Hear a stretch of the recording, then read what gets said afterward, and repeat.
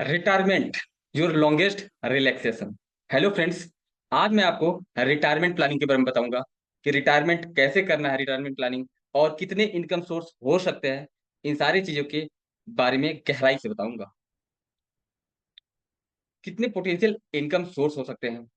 तो सबसे पहले आपको अपनी आंखों को बंद करना है और क्लोज करके इमेजिन करना है कि जब आप 60 ईयर के हो गए, जब आप 65 ईयर के हो गए हो, तो आपको हर महीने 5 लाख रुपए मिल रहे हैं। उस पैसे का आप क्या करोगे? सपोज करो पहले मंथ आपको मिल गया 5 लाख रुपए, आपने डेप्ट को रीपे कर दिया, वैकेशन से प्लानिंग कर लिया या कुछ भी कर लिया जो भी आपके दिल में आया। सेकेंड मंथ क्या किया आपने? सेकेंड मंथ आपने और फैमिली को सपोर्ट किया, जो भी हॉबी था, जिस हॉबी से आपको प्यार था उस पे आपने काम कर दिया। थर्ड मंथ आपने अपने किड्स, ग्रांड किड्स को सपोर्ट किया। इस तरीके से you are getting a 5 lakh rupees every single month, guaranteed when you become old, right? This is what retirement planning should look like, right?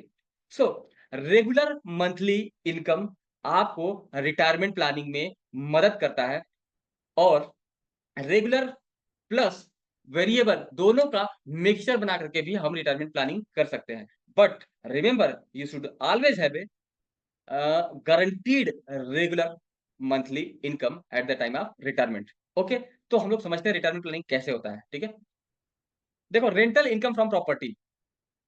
Property से रेंटल इनकम भी लोग लेते हैं। रेंटल इनकम क्या है? प्रॉपर्टी को रेंट आउट करके और जो भी इनकम आता है, अपार्टमेंट को रेंट पे दे करके जो भी इनकम आता है उसको हम रेंटल इनकम कह सकते हैं, जिसको लोग रिटायरमेंट के तौर पे भी इस्तेमाल करते हैं कि भाई रिटायर हो जाऊंगा तो मेरे जितने भी प्रॉपर्टीज है वहां से रेंट का इनकम आएगा, उससे हमारी घर चल जाएगा। ठीक है, तो उसके लिए क्या क्या ध्यान में देना है? प्रॉपर्टी अपकीप, यानी कि जो भी प्रॉपर्टी है उसको आपको ध्यान में रखना पड़ेगा, क्योंकि प्रॉपर्टी जैसे जैसे ओल्ड होता जाएगा उसमें खर्चे और बढ़ते जाएंगे, रिपेयरिंग कास्ट बढ़ता जाएगा। ठीक है, तो उसके लिए भी आपके पास बजटिंग होना चाहिए। फाइंडिंग गुड टेनेंट, कौन से पर्सन को आपको अपना प्रॉपर्टी देना है रेंट पे, ये भी बहुत ही इंपॉर्टेंट चीज़ हो जाता है। ठीक है? फिर क्या होता है? होम मेकओवर, जैसे ही कोई पर्सन उस प्रॉपर्टी को छोड़ के जाए, फिर दूसरा कौन-सा आने वाला है। ठीक है? उसके लिए भी आपको इस टाइम स्पेंड करना पड़ेगा, उसके लिए भी समझना पड़ेगा। ठीक है? फिर क्या है? टैक्सेस, जो भी आप रेंट से इनकम कर रहे हो, वो सारे इनकम टैक्सेबल होता है। ठीक है? तो इसके बारे में भी आपको प्लानिंग करनी पड़ेगी। फिर क्या है? रिपेयर, रिपेयर का भी आपको एक कॉस्ट, एक बजट बनाना पड़ेगा। तो बहुत सारे लोग 5 साल, 7 साल, 10 साल का एक रिपेयरिंग बजट बनाते हैं कि भाई इतने टाइम में मेरी प्रॉपर्टी ऐसी हो जाएगी, तो हम ऐसा करेंगे, right? But always remember one thing, कि अगर आप 60-70 साल के हो गए हो और आपके मकान में कोई पर्सन रेंट पे रह रहा है, वो आकर के सुबह-सुबह बोलता है, "अंकल जी, आपका बाथरूम लीक कर रहा है। अंकल जी, आपका जो दीवार है ना, वहाँ से सीलिंग आ रही है।" जब आप ओल्ड हो जाते हो, तो ये बातें आपको अच्छी नहीं लगती, because at the old age you need a guaranteed regular monthly income. ठीक है? तो आप रिटायरमेंट के टूल के लिए थोड़ा-सा रेंटल इनकम का उपयोग कर सकते हो, लेकिन you can not depend on it, right? Fully fully आपको डिपेंड नहीं होना है इस पे। ठीक है?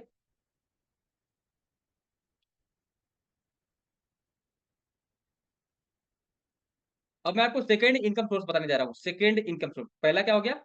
प्रॉपर्टी हो गया। सेकंड देखते हैं हम लोग।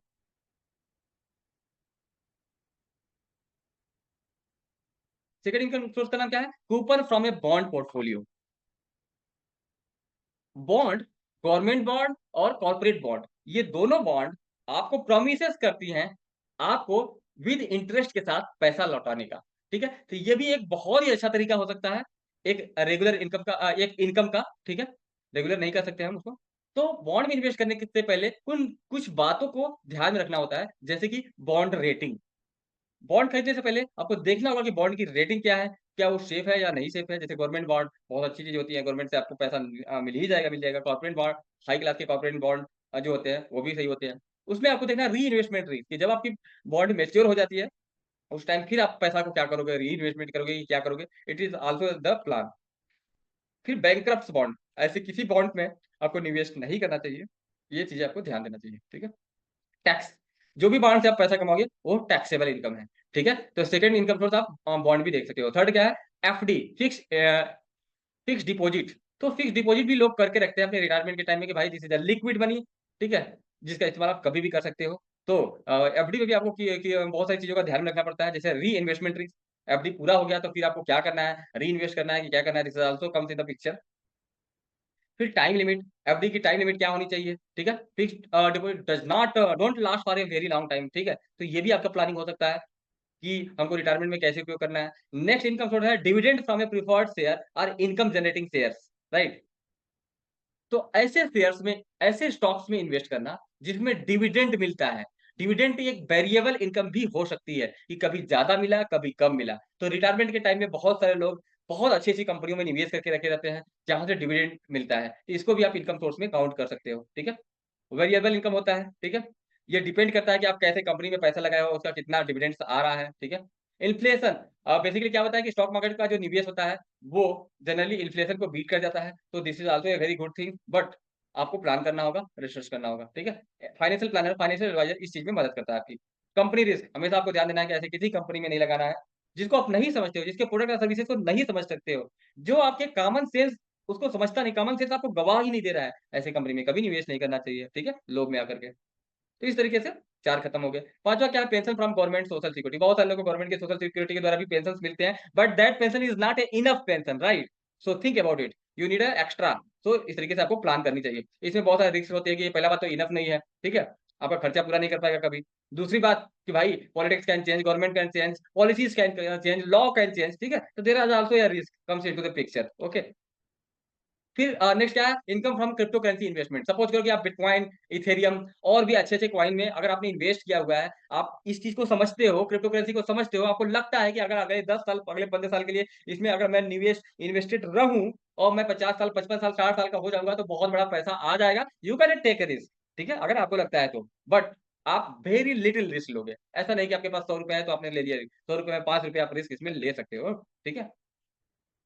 एंड क्या है नेक्स्ट क्या है इनकम फ्रॉम एंडोमेंट और annuity plan this is the most important thing retirement के टाइम में आपको ये नहीं सोचना है कि who is my managing money और लॉस हो रहा है कि प्रॉफिट हो रहा है ये सारी चीजों को ध्यान में रखना है इसलिए आपके दिमाग में प्रेशर न रहे आप एटलीस्ट रिटायरमेंट के टाइम में तो स्ट्रेस फ्री लाइफ जी सको that's why annuities comes into the picture that's why guaranteed income source comes into the picture that's why pension plan come into the picture और only insurance companies can help you on this आपको क्या चाहिए आपको guaranteed regular monthly income चाहिए who is managing money stock में बढ़ रहा है यहाँ बढ़ रहा है ये प्रेशर वो प्रेशर नहीं at the time of retirement when you become old you need a peace of mind you don't have to take a risk right तो आपको क्या चाहिए गारंटीड रेगुलर मंथली इनकम इसलिए आपके पास पेंशन प्लान जरूर होना चाहिए एन्युटीज जरूर होनी चाहिए इसके बारे में समझने के लिए मैं एज ए रिस्क मैनेजर और टाटा के बहुत सारे ऐसे प्लान हैं, पेंशन प्लान हैं, जो आपको गारंटीड रेगुलर मंथली इनकम देते हैं। इट डिपेंड्स कि आप कितना पैसा जमा करते हो, ठीक है? So you have a time,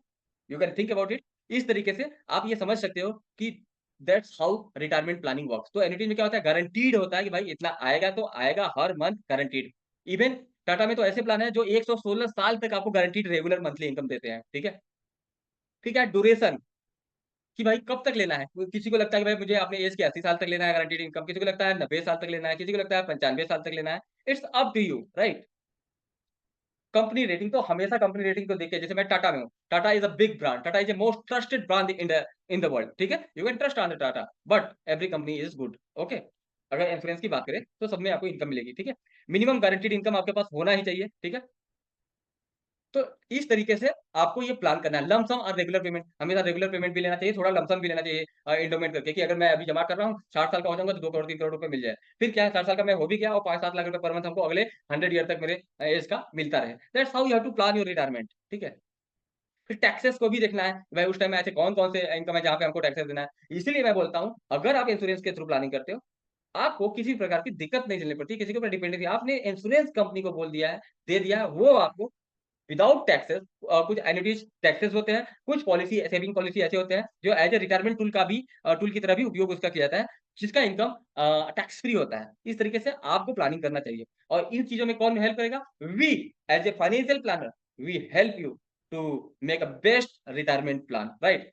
सो हमेशा याद रखिए when you retire it's smart to have a mix of guaranteed and variable income.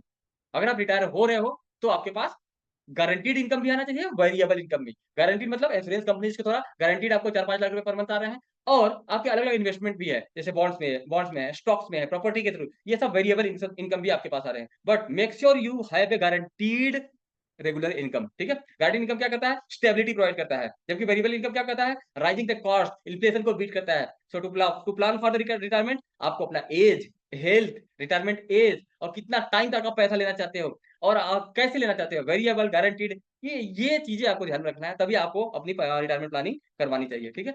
तो इस तरीके से आपको रिटायरमेंट प्लानिंग करना है। Thank you so much for listening me.